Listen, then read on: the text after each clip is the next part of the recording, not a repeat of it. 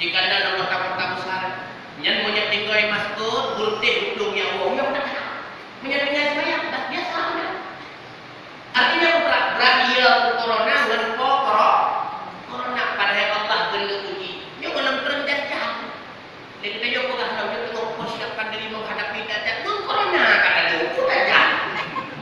Ngon corona kenapa gak ada iman dulu? Dia belum terjajah. Maka tengok.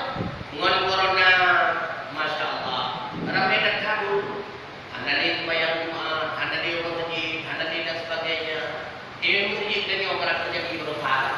Dia corona, ada corona, ini. Ini terjadi corona menyenang orang luar, orang Jepang. Kita ni bagian tak cucu kena boleh keluar pada corona. Orang mana tahu tangan ada corona ini. Nanti baik sama-sama ikut kita dia juga itu kan lupa binatang. Nanti mudah juga dia kalau ejek don terejek bersama.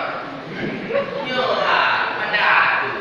Jadi jangan ujian Allah Subhanahu wa taala. Guna uji kita ni oleh Allah. Apa jawaban kita? Maka Allah berfirman, "Wa laqad fatanna alladziina min qablihim." Dan sungguh kamu telah menguji orang-orang sebelum mereka umat Muhammad. Fala ya'lamanna Allahu alladziina shadaqu wa la ya'lamanna al-kadhibin.